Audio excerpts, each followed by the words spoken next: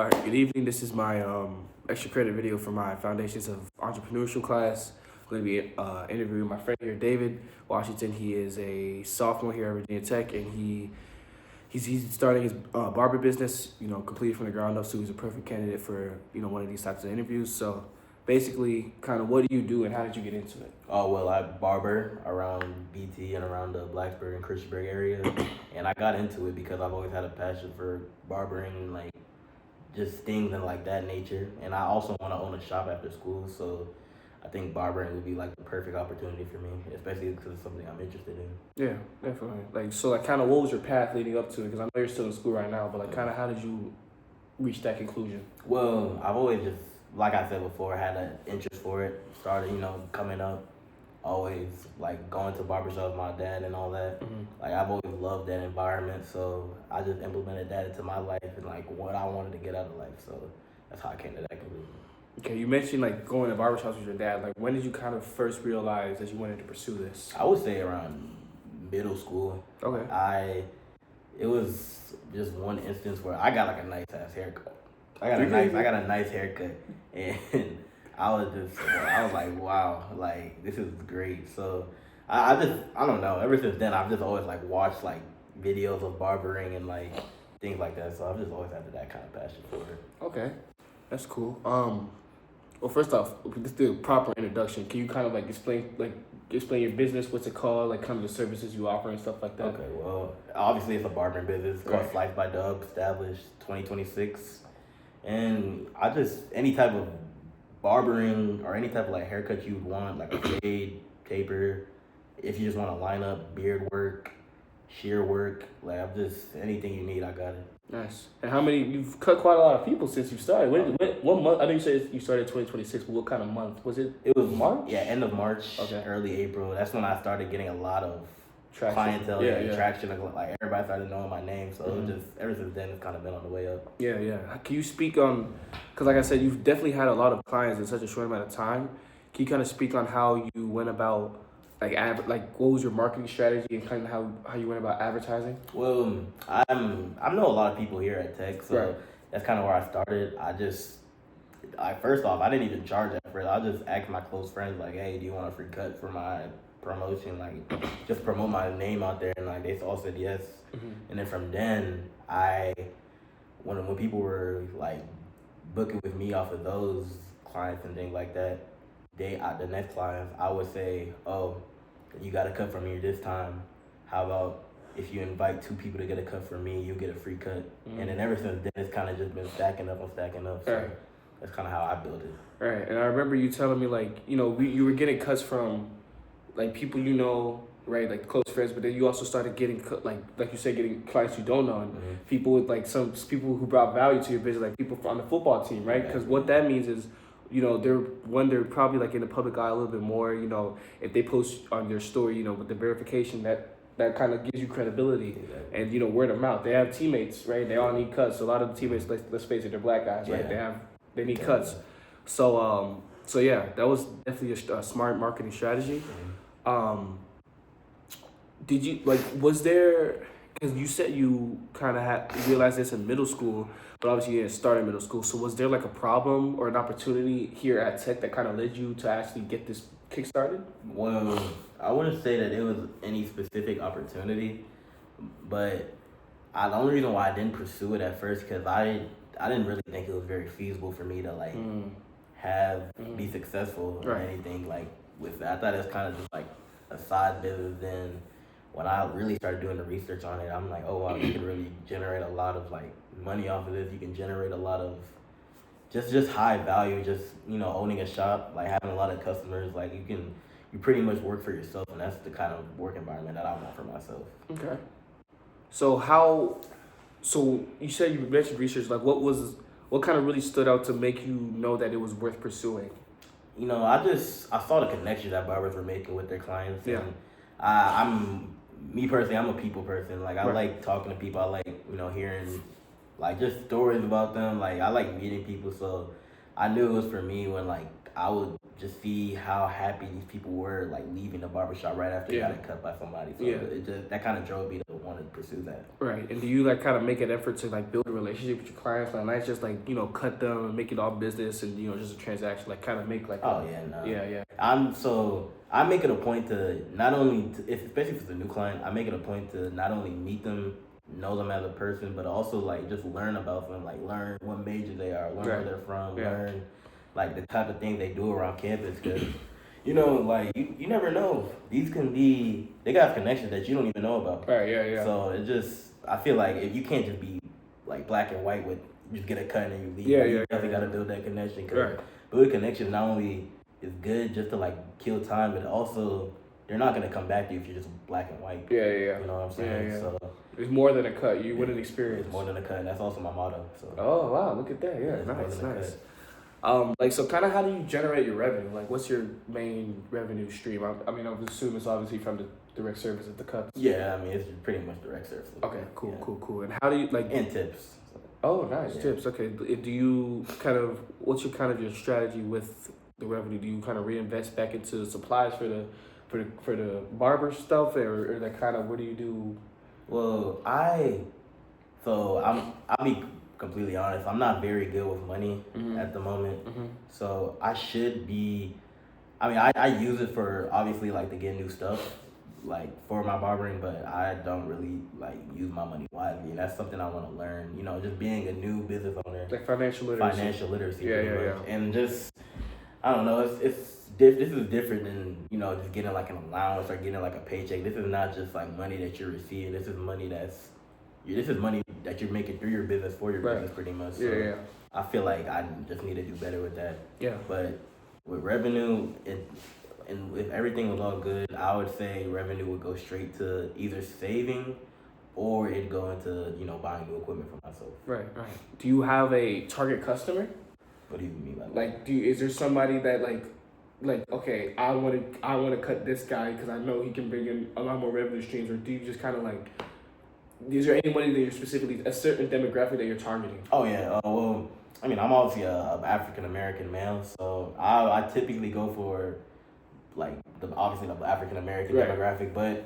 And that's also just because I'm like new to like all of this, like cutting hair. I'm not. It's easier to cut hair. You understand? Exactly. Yeah. This is the same hair I've had my entire life, but I do want to just venture out to there's no demographic where I even do it. It's just I just cut hair. Anybody can just, you need a cut, then I want to be their guy. Right, and I've seen that you've had a couple of repeat clients already, so you're kind of building your clientele, your client base. Are you slowing down on the marketing, or are you still gonna like keep that same kind of pressure on the market? The pressure is only gonna go up from here. Yeah. Great. That's good to hear. Like So what would you say? What would your selling point be? Or what would you say makes you different than anybody else cutting hair on campus or any other competitors? I would say here in my motto is more than a cut. You're getting confidence. You're getting obviously a great cut, and then be a friend or see a friend. Right. Because honestly, I want to be there. Not only to cut hair for my clients, but I want to just be a friend. Like, you don't want to just, I don't know. I feel like when someone knows that they can, you're a shoulder to cry on, a shoulder like an ear to hear. I feel like that's where you really build like your connection with them. So I feel like it's not just the cut that I'm doing. It's more of just like what I'm doing, like during the cut and like how I'm really like approaching it. Yeah. Okay.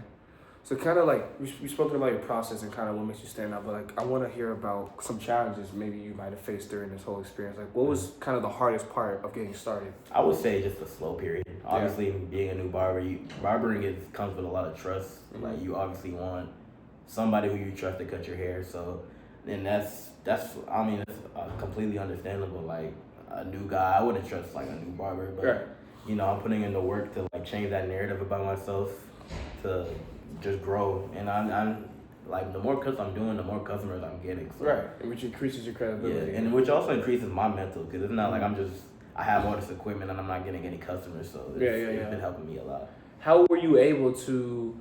Was it so easy as, okay, here are my friends, and your friends like just trusted you to cut their hair, like, or did you have to kind of sell them? I mean, not really. I mean, it was just the promo I was doing for them, pretty much. It's free cut. I mean. We're in college, like, it's nice. Having a free cut is nice. And then it's just a win-win because, hey, you get a free cut and then I get content from my page. And that's really what boosted up my whole company, so yeah. can you like? Was there anything that you, any sort of learning moments that maybe you failed and you kind of learned from so far in your journey? I know you're kind of early in your journey. Would you say in terms of like how to cut hair, just like yeah, the technique cutting hair, or like even just running the business, or like any in any aspects? I would just say I've definitely have seen a difference in the way I market. I mean, obviously I started off just kind of like regular, like just posting like a cut. Right. But like now I've started to like reach out to like people with not, I wouldn't say influence, but just like known people on campus. Just, Yeah. like trying to get them to get cut. And then when you get people like that you get people like that to let you give them a cut, it kind of just booms up from there. Yeah. So I'll just say that's like my marketing has gone up for sure. Okay. And then just also my technique. Like every cut I do, I get better. So that's how I'm seeing it. And I just got to keep on practicing my craft and then be perfect, hopefully. There you go. I know, like once again, I know you're pretty early, like what, a month and a half, and so, and a little bit of change into your journey. But like, do you have anything you would do different if you could start over? Like anything, not regrets per se, but like, okay, maybe I did this, but maybe I would have changed it so that it kind of fit this better. Like, honestly, just my major, like my decision to go into accounting. I feel like if I just, honestly, I don't even think like business management would be the best way to go about things. Like as soon as I got to college, but I think I should have went business undecided to kind of like venture, because I knew I always wanted to like be in business, but I didn't know like which. I just knew business was the best one to go into, so I went into it like that, not really like looking at the options I had. I just kind of chose like the best one after college, and I think if I chose business management, I would have gotten into the mindset of, hey, let me make something of myself like right now. Yeah. So I think if I had to do anything over, I would say not going straight into accounting. That makes sense. Like, okay, yeah, kind of like exploring your options more. Yeah, exactly. Okay, that makes sense. Like what? So I know maybe your major hasn't really helped you with this business, like directly, maybe indirectly in some ways. But what skills would you attribute most to your success? Like, what skills do you have, whether technical skills or soft skills, whatever you may find, did attribute to your success most? I would say just I'm a very hands-on person. So if I do something once, I kind of have the muscle memory to know what I did, even if I did something wrong per se. I know what I did wrong, and like I kind of like figure out in my head like how I can fix it. So I would say that definitely one thing, and then I mean that's pretty much it. Honestly, yeah. I mean I don't really know like the ins and outs of it, obviously, because I started my business recently. So I'm just things I gotta figure out on the way. Definitely, yeah. You're definitely gonna grow as you take this farther and farther, right? And kind of speaking on that, like what kind of mindset do you think separates the successful entrepreneurs from the unsuccessful entrepreneurs? I would just say you can't just look at the present and be happy about it. You have to look forward. Don't get complacent. Don't get complacent. Don't just think, oh, I'm getting success now. You gotta just scale up. Like I think scaling up is more important than even like the product that you're putting out, because you scale up, you're getting more clients. Right. That means you're getting more clients. That means you're generating more money for not only yourself but for your business. And then you get your name out there, and like being an entrepreneur, especially in this day and age, your presence that's half the best challenge right there. Yeah. Like you can't just sit around and just hope that it's gonna happen. You just gotta go out and do it, and try to be the best you can be. Yeah. Like, that's pretty much it. Yeah, that's awesome. Kind of like, so how do you? What's your stance on like taking risk within your business? Like, obviously it was a risk to like start cutting, because if you mess up, like it takes one person to say, oh no, he messed me up, and then boom, the whole community is like, oh, I'm not gonna go to him because this is something that people obviously like cherish. So like kind of like maybe what risk have you taken, and how do you feel about risk in general? Are you more conservative, or you just kind of slowly build your way up, or if you have that opportunity to take a leap, would you take it? So obviously risk, I would say this 4 words: high risk, high reward. Right. So there's no entrepreneurship, there's no building your business, there's no business that wasn't started with a risk. Microsoft wasn't just clear day.